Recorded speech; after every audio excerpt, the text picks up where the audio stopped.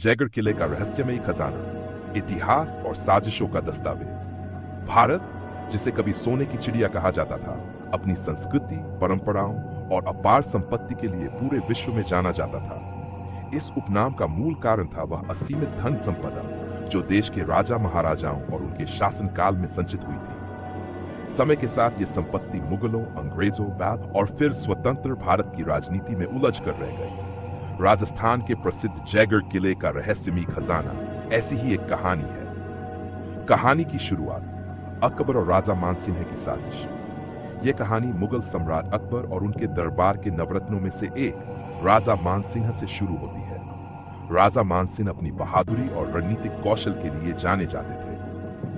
अकबर ने उन्हें अफगानिस्तान में भेजा, जहां विभिन्न कबीलों के सरदार विद्रोह कर रहे थे। इस अभियान का एक और मकसद था बीरबल की मौत का बदला लेना।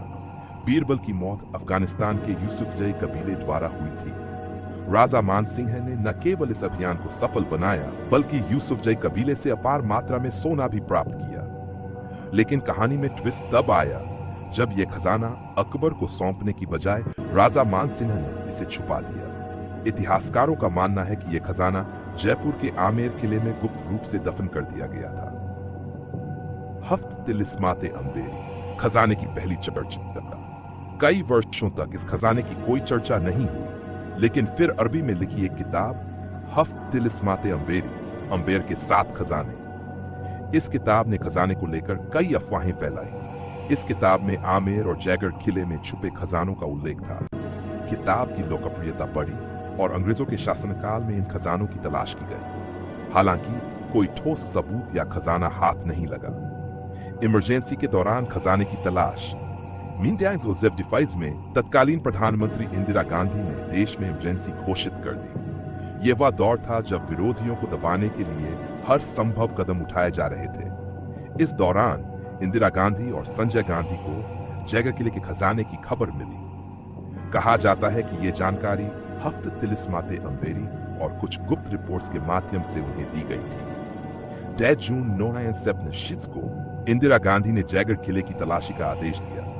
इनकम टैक्स विभाग, आर्मी, पुलिस और आर्कियोलॉजिकल सर्वे ऑफ इंडिया को खजाने की तलाश में लगा दिया गया। खजाने की खोज और अफवाहें। जयगढ़ किले के आसपास सख्त पहरा लगाया गया, हाईवे बंद कर दिए गए और सेना के ट्रकों का आना जाना बढ़ गया।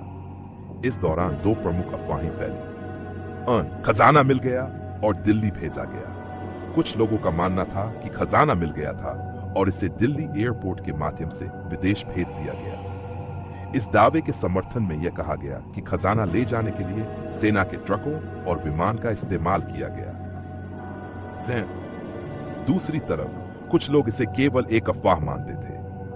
उनका कहना था कि सरकार ने यह सब केवल राजनीतिक प्रचार के लिए किया। पाकिस्तान का दावा और जुल्फिकार अली भुट्टो का खत। इसी दौरान पाकिस्तान के प्रधानमंत्री जुल्फिकार अली भुट्टो ने इंदिरा गांधी को एक पत्र लिखा। उन्होंने जाओ से पहले के किसी भी खजाने पर पाकिस्तान का भी अधिकार जताया। यह पत्र लीक हो गया, जिससे खजाने की तलाश और चर्चाओं ने जोर पकड़ लिया। तलाशी का अंत और अनसुलझे सवाल। नवंबर 1966 में लगभग 5 महीने की खोजबीन के बाद तलाशी को बंद कर दिया गया। सरकार ने घोषणा की कि कोई खजाना नहीं मिला, केवल 2 किलो चांदी और कुछ अन्य सामान बरामद हुआ। हालांकि कई लोगों को यह विश्वास नहीं हुआ, खासकर दिल्ली जयपुर हाईवे को बंद करने और सेना के ट्रकों की गतिविधियों को लेकर कई सवाल उठे। खजाने का सच, मिथ या सच्चाई। आज भी यह स्पष्ट नहीं है कि राजा मानसिंह का खजाना वास्तव में था या नहीं। कुछ इतिहासकारों का मानना है कि यह खजाना राजा जय सिंह द्वितीय द्वारा जयपुर शहर की स्थापना में खर्च कर दिया गया। दूसरी तरफ कुछ लोग मानते हैं कि खजाना अभी भी आमेर या जयगढ़ किले में छुपा हुआ है। निष्कर्ष, जयगढ़ किले का यह रहस्य आज भी इतिहास के सबसे बड़े अनसुलझे पहेलियों में से एक है। खजाने की खोज ने केवल इतिहास, राजनीति और समाज पर गहरा प्रभाव डाला, बल्कि यह भी दिखाया कि सत्ता और धन का खेल कितना जटिल हो सकता है। क्या यह खजाना कभी मिलेगा या यह रहस्य इतिहास के पन्नों में दफन रह जाएगा? ये सवाल आने वाली पीढ़ियों के लिए एक रोमांचक पहेली बनी रहेगी।